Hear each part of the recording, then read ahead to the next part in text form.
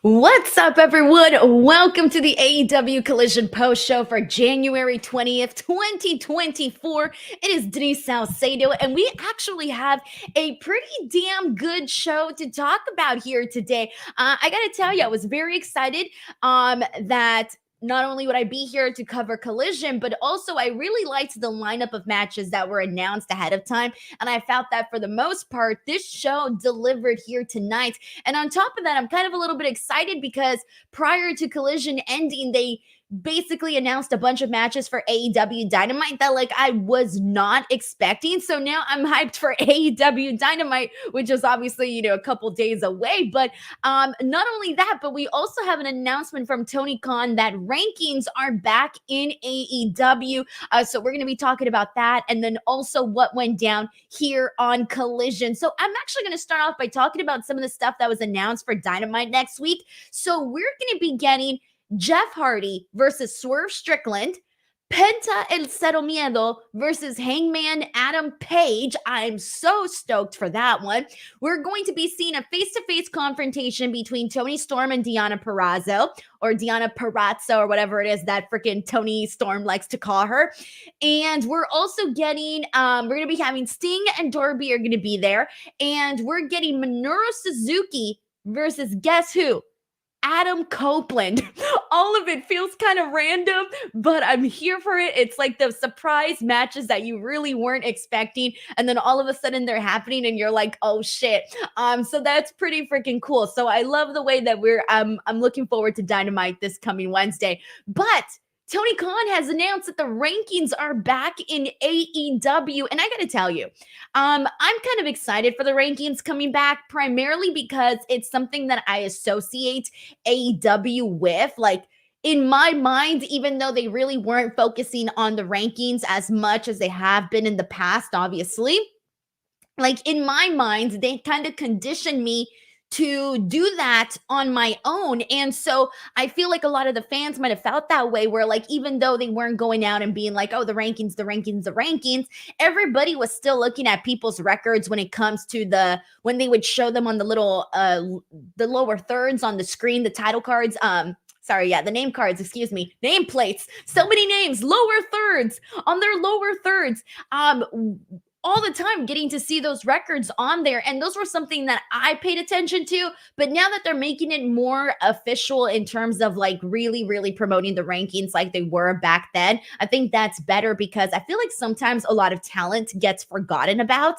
And I feel like if we're constantly talking about certain rankings, certain talent is not going to get forgotten about. And I feel like AEW has already put so much significance into wins and losses that I don't feel like we didn't care about them during this time, but I feel like we're going to care even more now that we know the rankings are back. So I'm personally excited that the rankings are coming back. I'm curious to see what you, the chat here, and everybody watching and listening thinks about that. So let me know.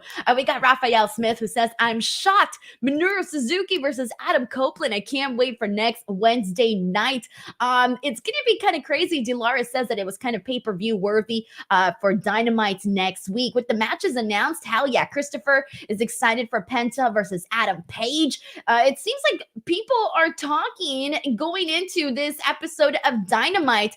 And I also want to thank Sheldon Jackson for gifting us 5 DWO memberships. Thank you so much to Sheldon Jackson. Rafael Garcia sends in a super chat saying, my only goal in life is to have a consistency that is as strong as Eddie Kingston's hate of Claudio. Bro, Eddie Kingston in this main event went freaking balls out crazy, just chopping Claudio. And we know that Eddie Kingston does that. Eddie Kingston loves his chops, man. But he went in on Claudio and was just freaking going hard at him. He was chopping him freaking faster than a freaking chef chopping onions on a freaking busy afternoon. And so that was really cool to see in the main event matchup for sure. Thank you so much to Rafael Garcia for sending in that super chat. All right, so right off the bat, we had some good stuff to talk about, but we need to get into this episode of AEW Collision. Now, I thought that for the most part, this episode of Collision was way stronger than the last one that I covered. And last week, I'm trying to remember if I covered Oh no, last week I didn't cover Collision only because I was watching Hard to Kill. So it was the week before that I covered Collision that I wasn't too crazy about the show.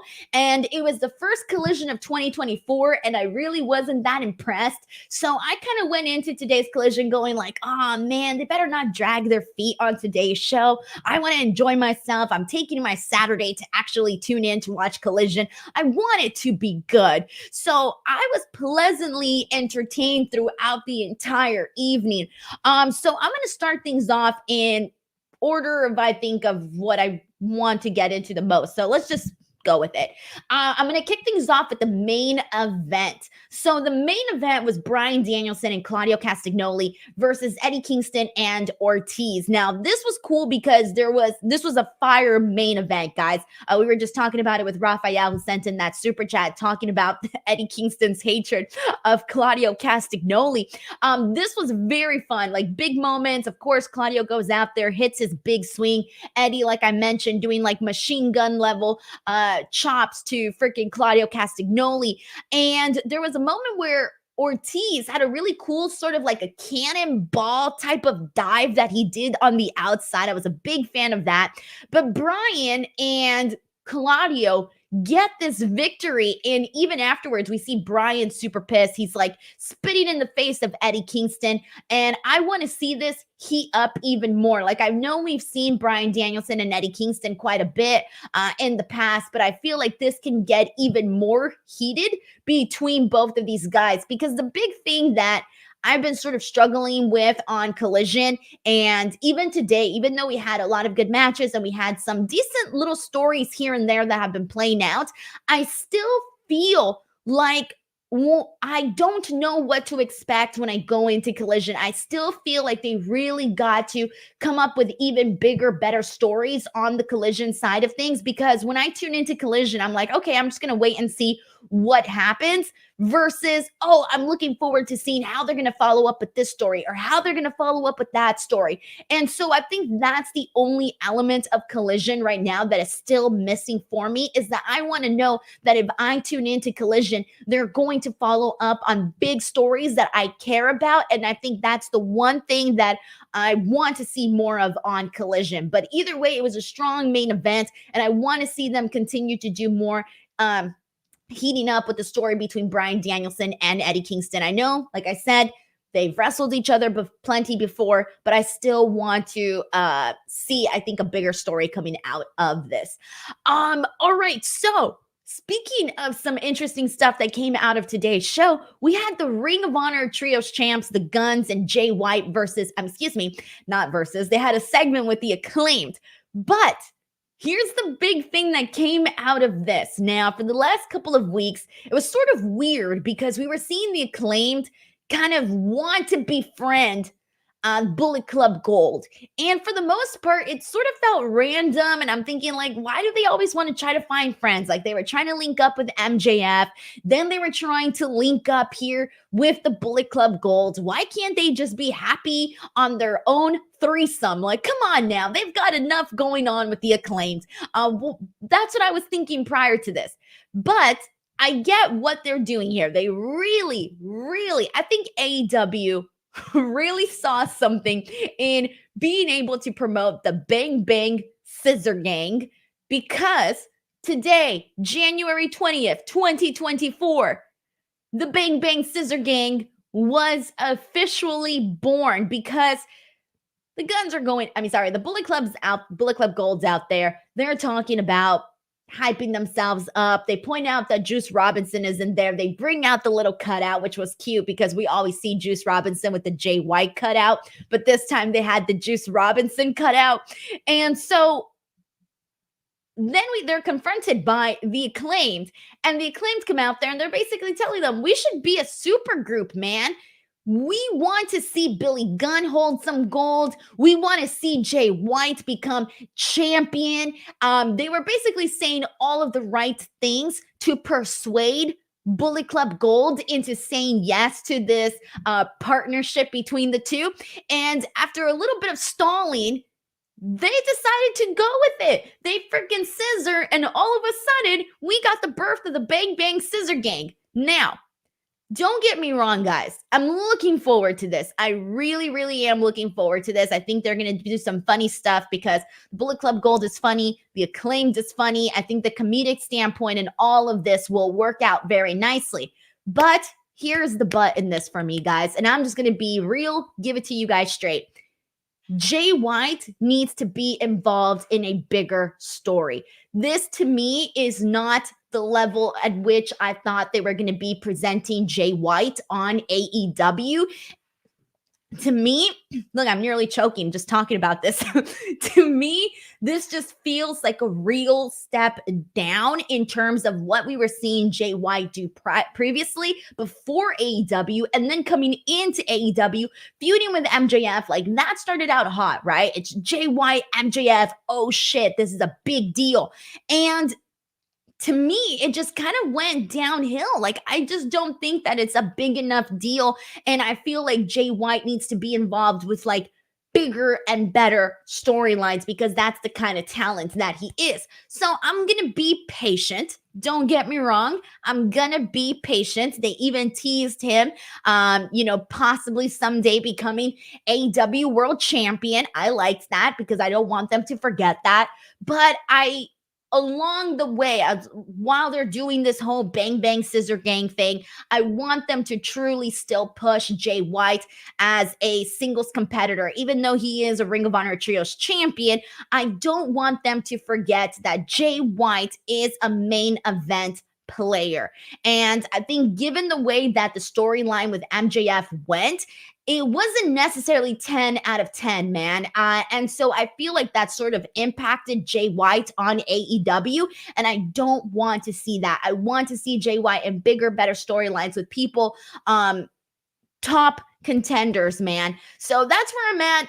I know I'm being negative Nancy here I know everybody's going to have fun with the Bang Bang Scissor Gang and we're all going to have a great time and it's going to be funny. I'm going to laugh. You guys are going to laugh. But I want to see Jay White in serious main event type of matches with serious, awesome competitors having serious, awesome matches. So we'll see. Maybe I'm just a little bit like, whatever. We'll see what people are saying. Let's get the thoughts in. Let's see what you guys are saying. Sheldon Jackson sends in a super chat saying, it actually kind of makes sense since both Jay White and the Acclaim were laid out by the Undisputed Kingdom. Both want to put hands on the Undisputed Kingdom. I'm just waiting for it to be on site. As it should. As it should. But I get what you're saying by both of these teams, being taken out by the Undisputed Kingdom and all of that. That was sort of what brought them together.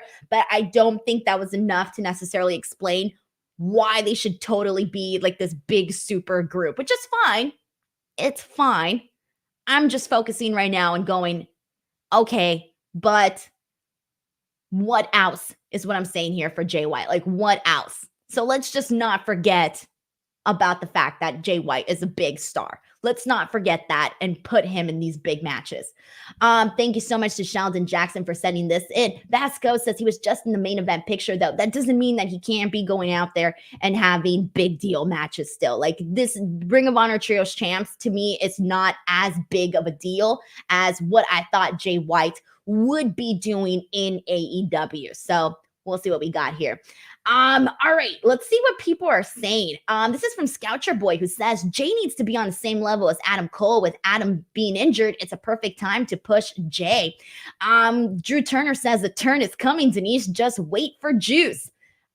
And we got MD89 who says, how come the Bang Bang Scissor Gang just let Roddy have a match without coming out and kicking some ass? I have no idea.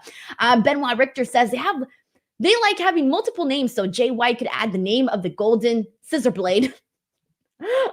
Snap Grapple Pop says, not everyone needs to be in the title picture all the time. He can do this for a while and hopefully they unify the two titles. I do hope they unify the two titles.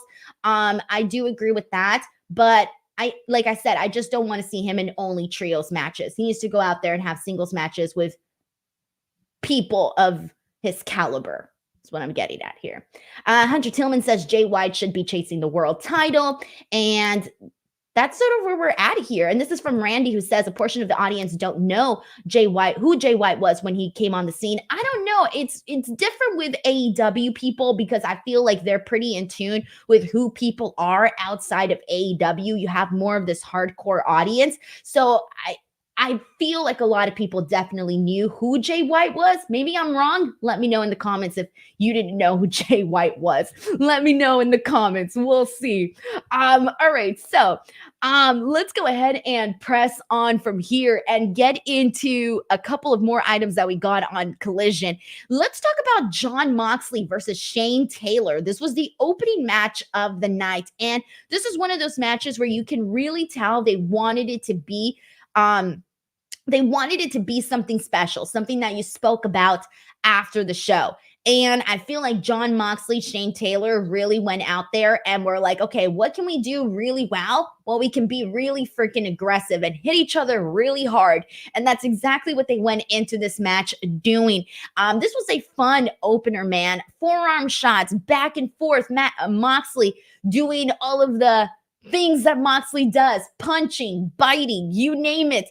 King Kong lariats from Jon Moxley. And then my favorite part of him hitting the King Kong lariat was that Shane Taylor got him with one of his own, and that one looked pretty strong too. But my favorite part of this match, and it probably wasn't everybody's favorite part, but it was my favorite part because you guys know how I feel about a really strong headbutt. And Shane Taylor came at freaking Moxley with a freaking headbutt so freaking hard that it was like if his head was 1,000 tons. That's how impressive it was. And then he gets him with the knee. That was really cool. Eventually, Jon Moxley wins, but this was a fun matchup that I thought showcased Shane Taylor very well. And he mixed in very nicely with Jon Moxley. I think if you told more of a story here with Shane Taylor and Jon Moxley, I think you could get something really special and maybe just show a little bit more of Shane Taylor's personality, because I feel like I personally don't know enough of Shane Taylor's personality on the programming. And I think that's one of the elements that could be just shown a little bit more with Shane Taylor, and they can tell an even bigger story with him and Jon Moxley if they wanted to.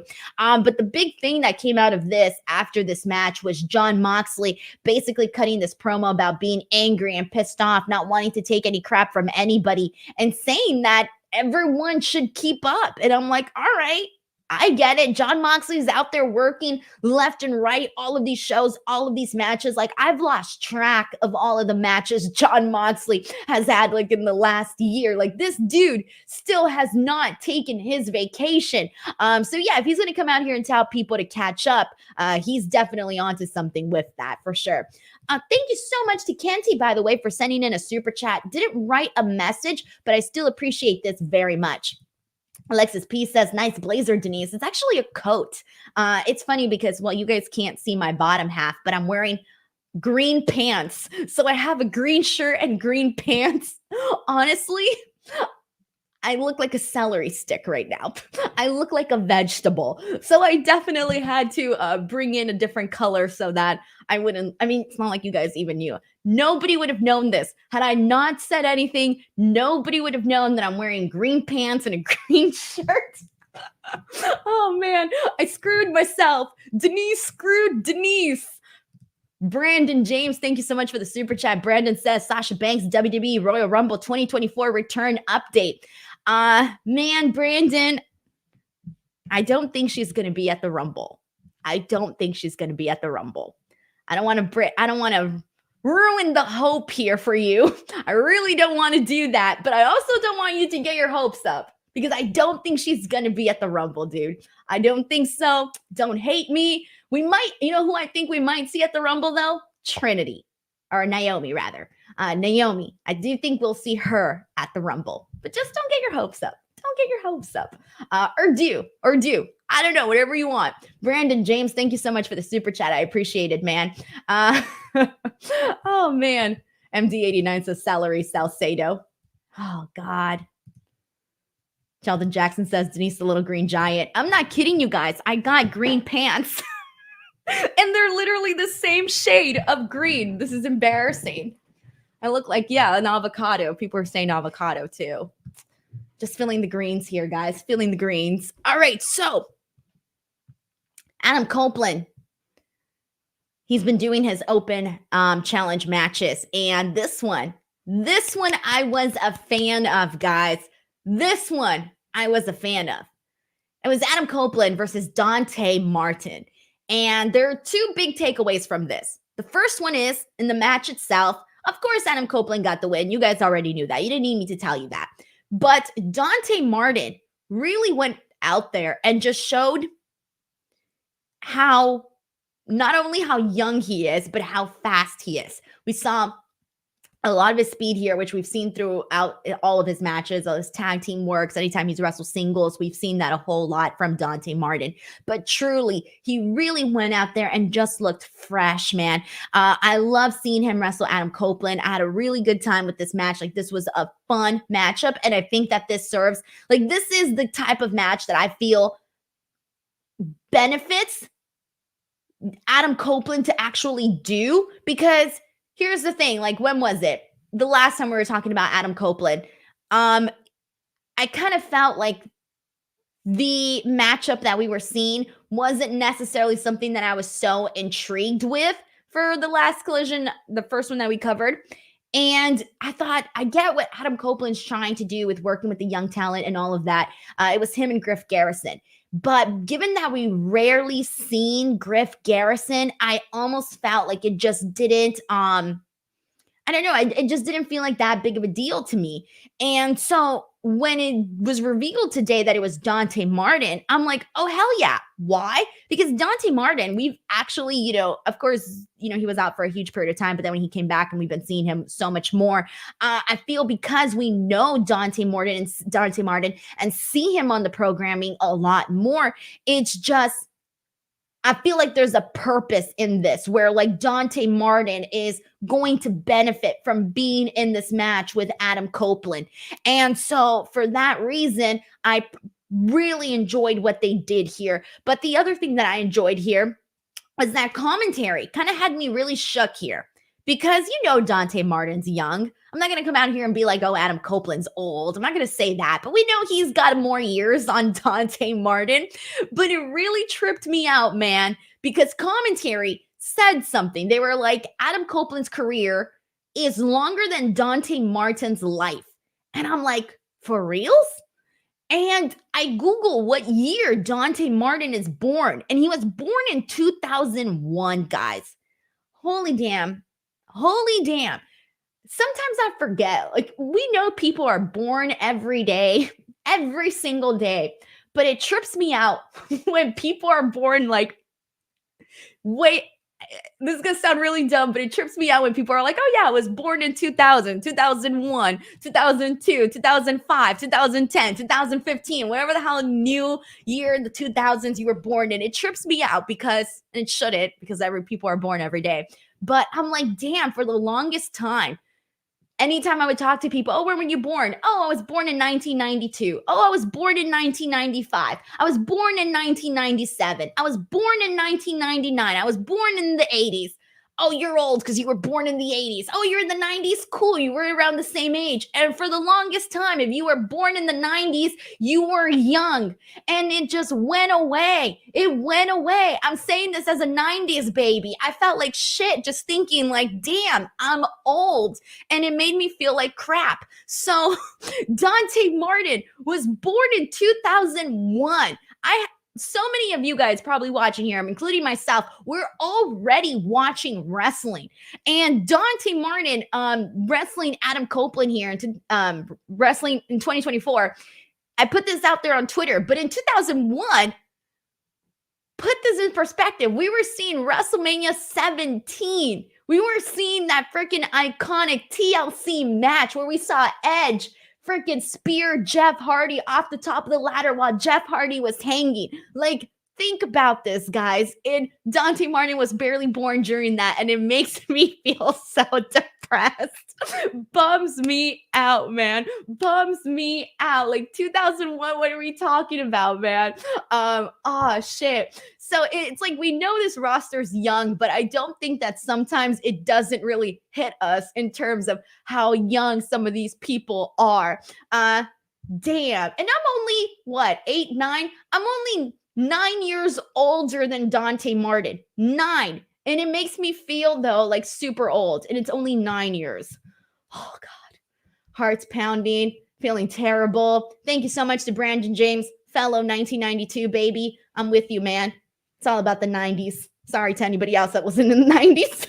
But anyway, actually, if I could have lived in any decade, it wouldn't have been the 80s. Oh, I would have loved to live in the 80s because I love the style. I love the music. The 80s, I would have definitely loved to have been around for that, but I was not. I was definitely not. Man. Melissa Cabello says, what about the 70s? I wasn't really too into like 70s fashion. I really wasn't into 70s music. So 70s was really not my vibe. Christopher Marino says, can't wait for Adam Copeland next up and coming up with that young Suzuki fella.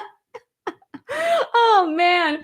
I can't believe they made that matchup, by the way. When I saw that, I'm like, I need to scrub my eyes or something. I'm not seeing this right. Adam Copeland versus Minoru Suzuki? What? Think about that. It's just wild. Thank you so much to Christopher Marino for sending in that super chat, man. All right, so let's go ahead and move on from here. I want to go ahead and get into this match here that Christopher Segovia just brought up. He says Thunder Rosa versus Queen Aminata tonight. That match was good and physical. So let's get to it. Thunder Rosa versus Queen Aminata. Now, I had just spoken about Queen Aminata when she wrestled Mariah May. And if you guys were here on that show, you guys recall me saying that was the first match I ever saw of Queen Aminata's. And so therefore, this was the second match that I've ever seen of Queen Aminata's. And just, or maybe the third, the second or the third. Based on what I have seen from her, though, it's very exciting that she is getting to be shown a lot more. This was her Collision debut. And when people were saying like she had been signed with AEW for like a while, I was shocked because I hadn't seen anything like of her. And so I'm thinking like, damn, where have you guys been hiding Queen Aminata? And I know that Reg said she had been doing some stuff, I think, on Ring of Honor or Dark or something like that. And I'm like, damn.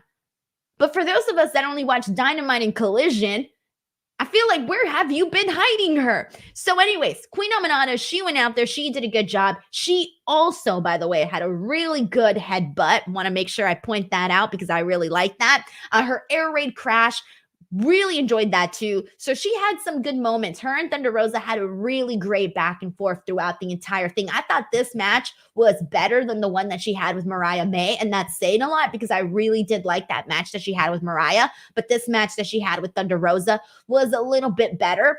As for Thunder Rosa, this was her first singles match back since she came back to AEW. She looked freaking good, man. She looked fired up. She won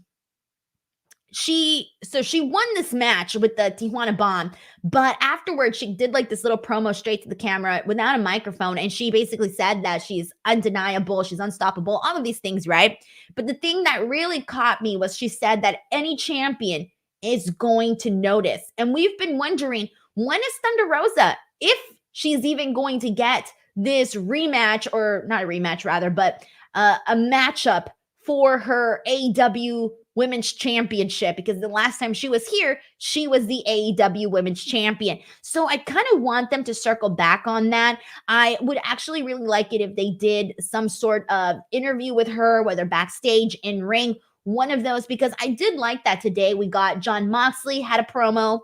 Adam Copeland had a promo. I felt like a lot of the guys definitely had some, promos just to catch people up on what they're doing. I would have really liked to see one for Thunder Rosa. Again, I know she had a couple of words to the camera, but I would really like it if she said, hey, man, I'm coming back for my championship or something, because this got me excited. Her basically saying any champion is going to notice.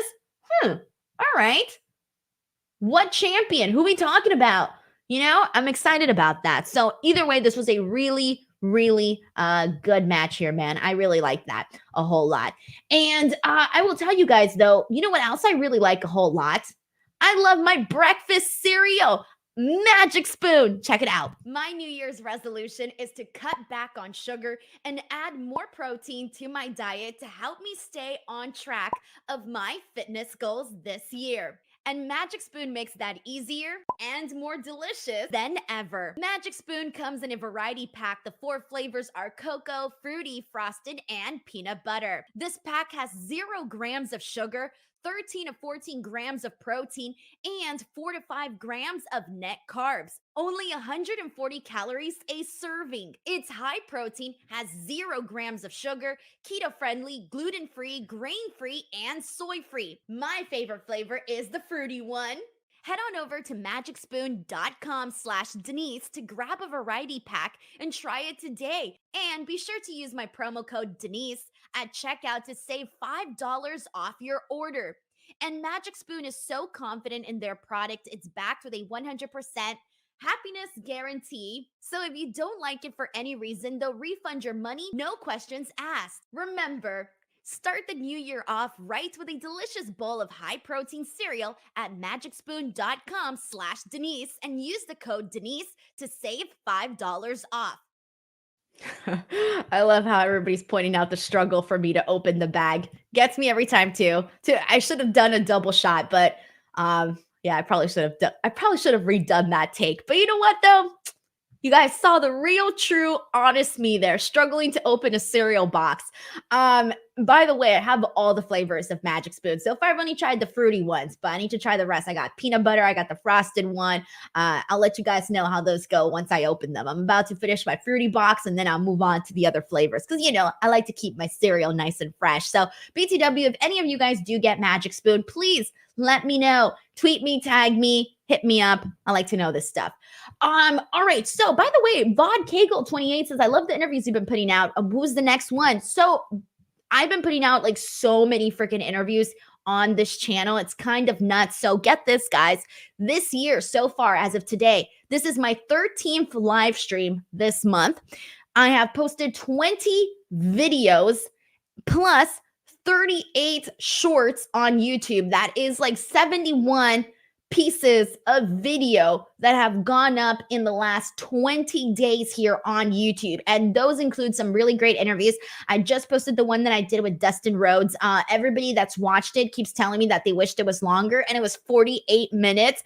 But we had a really great in-depth conversation about a lot of stuff, the stuff that he's doing on AEW, his past career in WWE, just a little bit of everything. I also spoke with Gail Kim, and she spoke a lot about the current product with TNA Wrestling, having Ash by Al against the former Dana Brooke coming in.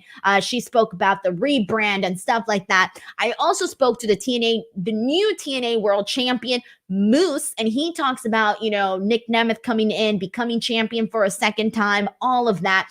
And I have way more interviews that have gone up, guys. I can't even remember all of them right now, but they're all up there. Ray Phoenix, Will Ospreay. I mean, there's so much content. Check it out, guys. I'm trying to get more interviews. Vod Kegel asked me which is my next interview. Believe it or not, I got nothing scheduled just yet, guys. I got nothing. I'll figure it out. This is what I do during the week. I try to figure out what I'm doing. So hopefully something cool comes up, but I'm not too stressed out because this week is Royal Rumble and I'm going to be at the Rumble. So I'm going to get a ton of content there. So that's the only reason I'm not as stressed out heading into the week, because I know I got Rumble content coming up. So for that reason, kind of taking it easy until I get the Rumble stuff. Unless something comes up, then we'll see. But thank you so much to Vod Kegel for complimenting that and asking as well. I appreciate it, man. All right. So let's see what we got here. There are about 3 more things we need to touch on. I want to get into the Toni Storm stuff. This was really quick. They played a quick little video that I guess was shot after AEW Dynamite last week. And she basically finally acknowledged Deonna Purrazzo. She says, oh, I remember who she is now, apparently. And she even mentioned that she was envious of Deonna's technical prowess. And I was like, what? Toni Storm saying she was envious of somebody else? I don't believe it. That was pretty funny. And then I wish I would have written this down exactly the way she said it, but I can't rewind when I'm watching Collision. Usually I can rewind when I'm watching Raw, NXT, and Dynamite. I cannot rewind when I'm watching Collision. Apparently today, for some reason, it was just acting up. And I can't rewind when I'm watching Smackdown. Those are the 2 shows I cannot rewind in. Collision. So Toni Storm said something about like her magnetic sexuality. I don't even know what she said, but it was kind of funny that she was like, I was envious of her technical prowess, but we all know that I have this magnetic sexuality. And I'm like, oh, that went in a totally different direction than I was expecting you to go in. And she touched on it really quick, and then she like bounced right into something else. So I thought that was funny. But then she went on to talk about how she's going to eat Deonna Purrazzo. I'm telling you guys, I really wish I would have been able to rewind so I could hear this again. But Toni Storm, man, she just be coming up with some stuff where I'm like, where do you get this material? She's got some really good lines. She just makes everything funny. She honestly makes everything funny. Like she just said, oh, I'm going to go eat my pork dinner. And I laughed because of the way she said it. And I'm like, it's not really that funny that you're going to go eat pork dinner. But it was funny because she said it and she made it funny. So that's what I'm saying. John Deller says the pork comment got me. Exactly. It's not even that funny, but the way she said it made it funny. It was really just her delivery of that. She's like, I'm going to go have my pork dinner. I'm like, okay, go get your pork dinner, girl. Go get your pork dinner. Been great stuff there. But speaking of great stuff, Daniel Garcia, Buddy Matthews. This was possibly one of the best matches of the night. Let me think about this really quickly. Was this the best match of the night? I really enjoyed what we saw with the main event. I really enjoyed what we saw with Thunder Rosa and Queen Aminata and Jon Moxley and Shane Taylor. So we did have a lot of good matches today, but I think this one was probably one of the better matches of the night, in my opinion, because here's the thing, like Daniel Garcia has gotten pretty over since the Continental Classic. The Continental Classic, him being in it, like really benefited Daniel Garcia a whole lot. But him going up against Buddy Matthews, this was cool because FTR was out there. And Daniel Garcia seemed like for a second that he couldn't actually go head to head with Buddy Matthews, right? Because Buddy Matthews was showing a lot of his power, a lot of his strength. But FTR basically told Daniel Garcia to get in there and to out wrestle him.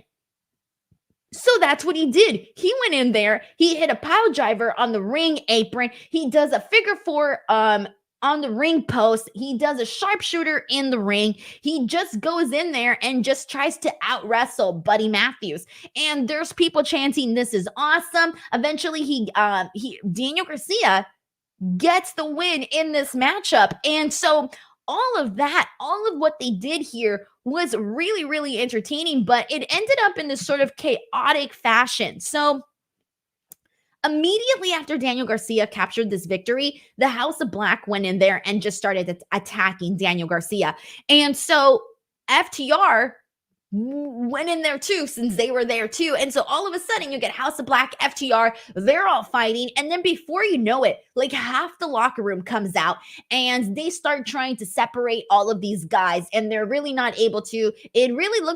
It almost looks like everybody's brawling, but they're not. It was just them trying to separate these two teams. And so that was really cool. I love the way that they played this off. Like this has been probably the most intriguing story that they've been telling on Collision with the House of Black and FTR.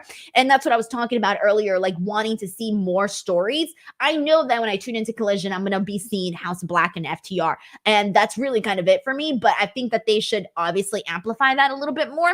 But Roderick Strong, not Roderick Strong.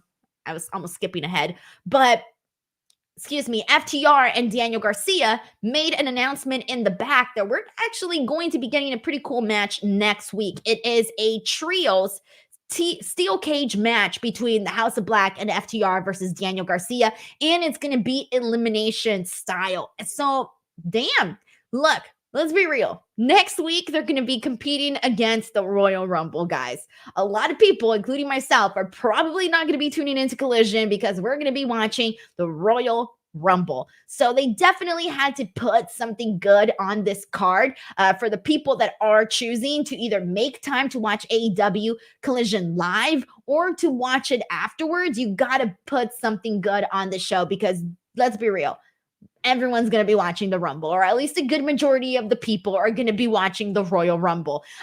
So this one's kind of like trying to compete against the hot girl, trying to compete against the prom queen next week. So they have a tough challenge, but they definitely did good by announcing this match a week in advance and making it interesting with the steel cage element, with the elimination element, all of that. So I'm pretty sure if you guys tune in next week for Collision, you're going to see a really good matchup here. So this is one that I'm going to try to make sure that I at least go out of my way to watch that particular matchup, because I feel like that one's going to be a good one. And you know, FTR, they go out there and they have bangers. So I'm looking forward to that.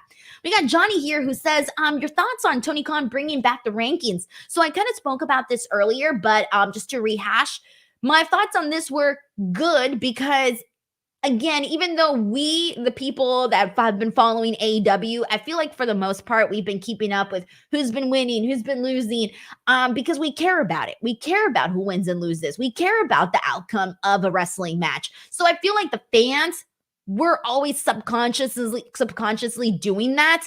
But now that they're sort of reinforcing it more and maybe talking about it more the way that they used to, where they used to put up the weekly rankings, I think that that just makes it a lot better because the fans will care even more. Like if you stopped caring or you cared a little bit less, bringing back the rankings will definitely matter. And I also hope that it helps with seeing talent more consistently on the show, because there's times where we just don't see certain people. And I think that kind of sucks. So getting people to getting their records, getting wins and losses, and that actually counting, you're going to want to see certain people more on the show frequently. And so I'm very happy that they're bringing the rankings back. It just feels authentic to who and what AEW is. So I'm excited for that. Thank you so much to Johnny for the super chat, by the way. I appreciate that, man. All right, so Roderick Strong versus Matt Sydal. There's not really much I want to say about this, guys. This was a straightforward win for Roderick Strong. Matt Sydal has sort of been, sort of reduced to like this enhancement talent type of situation. So a decent little match there, but nothing much else that I want to add to that. That was really everything else that we spoke about for today was really the focus, I would say, or the things that really mattered on Collision. So either way, good show for today. Enjoyed it.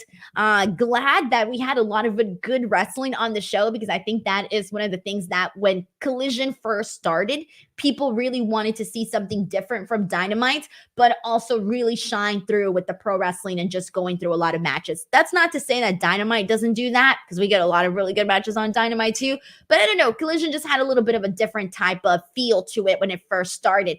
I feel like it's definitely changed from what we were first seeing with Collision, and that could probably be because CM Punk's not there anymore. Who the hell knows? But I hope that we do get back to the Collision that we were sort of seeing in the beginning when this whole thing first started. But I thought today overall was a good show, because you had a lot of people you cared about on the show. Your Bryan Danielsons, your John Moxleys, Eddie Kingstons, Thunder Rosa, all of these people that you actually care about on the show just make it matter so much more. Like when they don't have real big stars on the show, you can tell, you can feel it. And so for that reason, that was something that I did enjoy for today, that we had big names on the show and they were all doing something. So that was it, guys. That was AEW Collision. Before I go, next week is Royal Rumble week. There is tons happening in the world of professional wrestling and tons happening here on the channel. I will be here on Tuesday to chat about NXT. Wednesday, I'm going to be doing a Royal Rumble prediction show. And then I'm still going to be doing AEW Dynamite coverage with Reg Wednesday night. And then finally, Thursday, I'm flying out to Tampa. I'm flying out to Tampa on Thursday. And so I will be there from Thursday through Monday, actually, in Tampa, because WWE is doing a lot of media events. I was actually going to leave on Sunday and I was going to be back home Sunday morning, but then I found out they're doing something else. And so I decided to stay an extra day. So I will be there an extra day for media events and whatnot. So I'm really looking forward to it. There's a lot of cool stuff that's going to be happening for Royal Rumble weekend. So keep an eye out here on the channel. And in the meantime, do not forget to check out my Dustin Rhodes interview. I think that one's really good and deserves more love because it is so freaking good. All right, guys. that's it for today. I'll see you guys back here on Tuesday for NXT. And if you haven't already, do not forget to follow or leave a review on Apple Podcasts and Spotify.